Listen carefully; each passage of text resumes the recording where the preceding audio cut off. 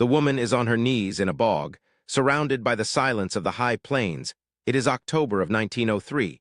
In the Judith Basin of Montana Territory, Marta Ferencz pulls great fistfuls of sphagnum moss from the frozen mud. She packs it by the armload into a wooden sledge. Dragged here before dawn, her fingers are black with muck. Her knees have soaked through layers of wool. The cold is mean, and the sun has not yet cleared the rimrock. She has already made 2 trips, and shows no sign of stopping from the road above. Garfield Prout slows his team and stares down. What in tarnation are you doing, Mrs. Ferencz?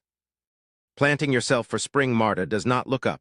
She tears another clump free and squeezes bog, which Prout mutters, snapping his reins, and moving on she hauls that sledge home 3 times before the light fails. Her neighbors have begun to talk. Everyone knows about the moss. She told them her plan while cutting timber last spring. Every man who heard it said the same skeptical thing. Old Henrik Salverson spoke to her over the fence. Moss is for the forest floor, not for walls. She smiled at him, a knowing, calculated smile. She knows the blizzard is coming. She feels the pressure inside. It's 63 degrees outside. It falls to 16 below on the worst night. It drops to 51 below zero. Her walls are 14 inches thick with packed Carpathian moss, a difference of 4 to 7 degrees from every other cabin. 4 to 7 degrees, the difference between comfort and frostbite, the difference between a family and a tragedy none of the neighbors know, yet they are still laughing. She came to Montana because of the letters sent from home. Her husband Istvan wrote from the homestead he filed in 1899.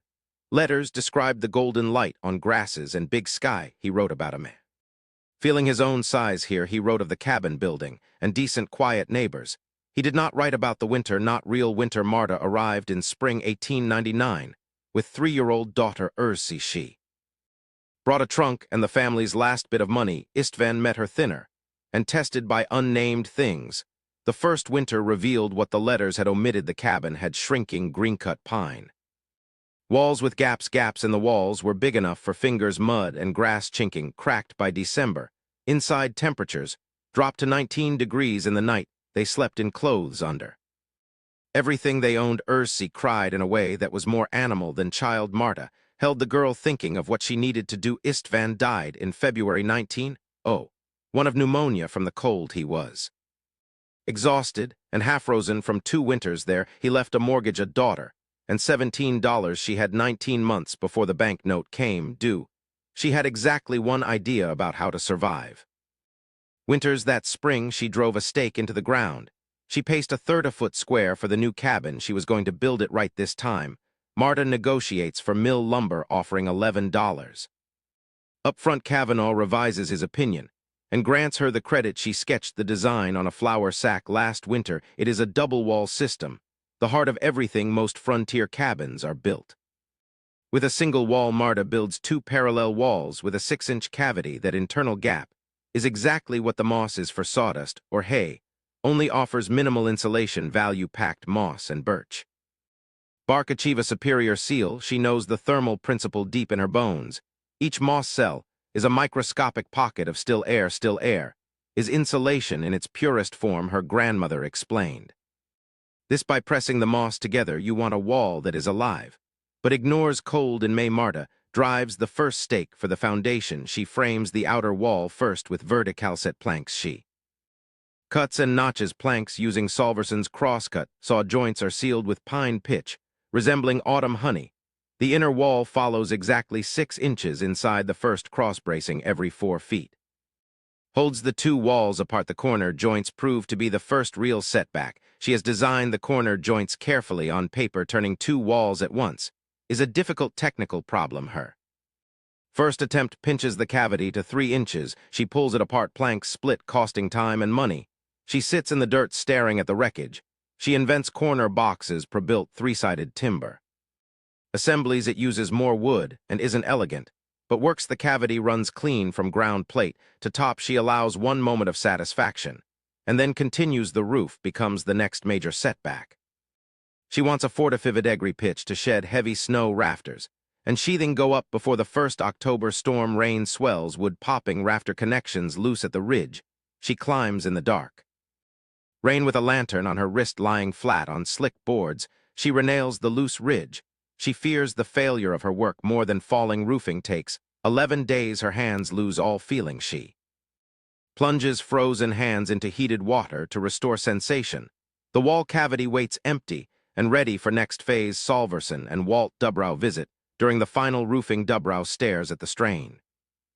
Double wall and cavity, he looks up at Marta, perched precariously on the roof. Mrs. Ferencz, you've built two cabins, one inside the other. Dubrow compares her strange cabin to plowing with a cow. Solverson is more careful, circling the structure and touching joints. What goes in the gap, he asks Solverson. Moss. Marta says bog moss. She clarifies sphagnum, dried and packed tight. Dubrow looks at Solverson. Reckon she's serious. Reckon she is the real. Damage happens later at Collins's general store. Laughter stops and restarts when Marta enters for oil. Here you're stuffing your walls with swamp weed. Prout says reckon come spring you'll have a fine mushroom crop. My grandmother's house stood 140 years. 3 pounds of coffee, a gallon of lamp oil. Walking home through the first snow, pulling her sled, she runs the thermal calculations once more in her head. The numbers hold. She continues her solitary vital work. She has only $4.12 left. The mortgage is due in 7 months. Failure is unthinkable. The grueling moss harvest takes the whole of October. She visits the bog for 23 consecutive days. She builds a drying frame from thin saplings. She packs the moss in layers, turning it. Daily dried sphagnum becomes light and springy like wool. A sweet acid smell of paper and resin rises. She feels the millions of tiny air-filled cells. When dry, she begins packing the cabin walls. She uses a wooden tamping rod for the task. Target density is critical. Too loose creates cold gaps. Too tight crushes the cells, ruining the insulation. She presses and checks resistance with her palm. Ursi, now 8 years old, holds the lantern and watches. She understands the gravity and hands over tools. When asked on the 14th day of packing, Catalin Varga appears, a bohemian widow. She brings bread and hidden survival knowledge. Her husband built cabins using a similar check mosswall technique. She explains the crucial birch bark vapor barrier at the top. The bark prevents moisture, but allows the wall to breathe. Marta stares, realizing she missed this vital construction detail. You've known this, Marta says. You've been watching me. I wanted to see if you knew the right way. They work together for 4 days. Until the walls are sealed, Marta installs the interior finish. River clay and straw. The cured plaster is hard and the color of amber. The total wall assembly achieves an R value approaching 40. Sears catalog insulation of 1903 offered only 15. She moves into the new cabin on November 2nd. On November 9th, the first real hard freeze arrives. Marta banks the small iron stove. Before going to bed, she wakes at 3 a.m. to check the thermometer. It reads 41 degrees in the far corner in the old cabin. That corner would be 19 degrees. Marta writes the exact numbers in her survival notebook. She goes back to sleep in the quiet warmth. Solverson asks about the house from his horse. He calculates the thermal difference and nods with respect. Dubrow mocks the mushrooms, but he laughs alone. Now Marta tracks fuel. She uses far less wood now. On December 27th, the Montana sky turns to tin. She steps outside at dawn to check the barrel and stands still. The clouds are low, old tin color, moving from northwest. She feels the pressure change, a sign she trusts completely. She goes back inside and begins preparing her fortress. She splits wood and stacks enough for 5 days inside, loading thermal mass. She brings the room to 70 degrees. She brings root vegetables and water pails inside to wait. Ursi watches and helps bringing the last wood without asking. On December 28th, the Montana blizzard finally arrives. The blizzard comes like a wall, erasing the gray world. Wind strikes the cabin at 4 to 3 miles per hour. Snow moves horizontal, not falling, but flying sideways. The temperature drops to 29 below by noon. By nightfall, the cold reaches 4 to 4 below zero. On the second night, it hits 51 below for 1903. This is the worst blizzard in memory. Marta tends her fire and listens to the storm. She hears the wind differently than ever before. No whistling through gaps or moaning through chinks. The wind sounds like something happening to another world. Millions of sealed cells absorb the freezing force. The outer wall freezes while the inner wall knows nothing. At midnight on the first night outside is 4 to 4 below inside, with the stove burning steadily. It is 6 to 3 degrees, 107 degrees of difference between Outside and inside at 2 in the morning, a sound like a cannon fired the east wall, gives way under wind and heavy snow. He loses 11 animals in that night to the cold Solverson's house holds, but his. Water pipes freeze without mercy. He spends the worst days melting snow in pots on the second morning. A fist strikes Marta's door. She opens it against the wind with real effort. It is Gauthier and Prout. Snow-packed and barely recognizable, our fire went out, Gauthier, says Mr. Prout's fingers. She pulls them both in, closing out the storm. Prout stands near the stove, his hands return painfully, his single wall. Cabin had dropped to freezing in an hour. He looks at the solid plastered clay of her interior, 63 degrees interior. While 51 below zero outside, he does the arithmetic. It is not complicated. That's 114 degrees, he says, humbled. 114.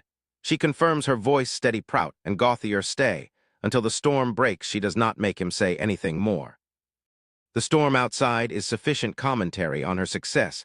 The blizzard breaks on the morning of December 31st. The world it leaves is white and wrecked, and silent Marta opens her door and steps. Into the aftermath, the air is still savage, 41 below, and serene snow lies 3 feet deep unmarked under clearing skies. She surveys the valley like a general after battle. Dubrow's barn stands. Partially collapsed at a sickening angle, no smoke from his house chimney, yet starting cold inside his house. The temperature dropped to 9 above. He lost toes to frostbite while stumbling in the dark.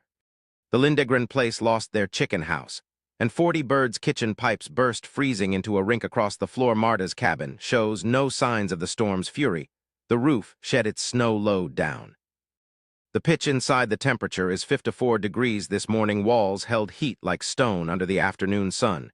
She builds the fire and stands in radiant warmth. 2 days later, Solverson comes on. Foot through snow, he has something to say without any witnesses nearby. He has his hat in his hands. As she opens, she lets him in to see her survival fortress. He walks the perimeter, knocking on the clay. Plaster, he asks about the cavity, the moss and density. She explains the tamping birch bark and corner boxes. He looks at her flour sack sketch for a long time. What was your temperature difference at the worst? He asks. 114 degrees. I have it in the notebook. Solverson turns the pages, slowly reading every technical entry. He goes quiet, a silence filled with heavy interior work. I've been building in this valley for 30 years. I never saw anything hold like this. In that, whether he sets the notebook down with careful earned respect. Dubrow's going to rebuild, he asked. What to do? Send him to me. Marta says, her vindication complete in February. The ground is iron. Rebuilding cannot start. Dubrow arrives with his hat in his hands. She shows him the double-wall moss and plaster plans. He takes notes carefully with a carpenter's pencil. Dubrow does not make a joke about mushrooms. Prout comes in March with his quiet, watchful wife. She asks about drying sphagnum and choosing the right clay. Prout listens with focused attention, humbled by his storm experience. Cattle in Varga visits to share coffee and old country wisdom. They speak of knowledge the new world ignores until blizzards. The banknote comes due in April. She has enough. She uses wood savings and fees to pay the debt, standing on the porch in the muddy opening April thaw. She had 19 months. She had gotten through them. Marta lives on that homestead for another 31 years. The cabin outlasts blizzards, droughts, and the erosion of years. The moss never shifts. The birch bark seal holds fast in her later years. She becomes a quiet legend. The cold does not care how modern you are. The cold only knows what you have actually built. January does not negotiate, she says, pausing there. Someone long ago reached into a bog.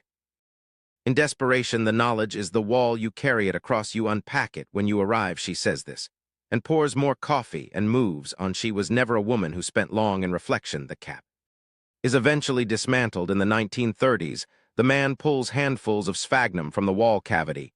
He finds it still springy after 3 decades of winters. He throws it on the ground, and it disperses, but before he does, he holds it for a moment. He feels the strange lightness and impossible resilience. Perhaps you have watched someone do something nonsensical. Perhaps you felt the weight of other people's certainty. Knowledge doesn't win arguments or care about Prout's laughter.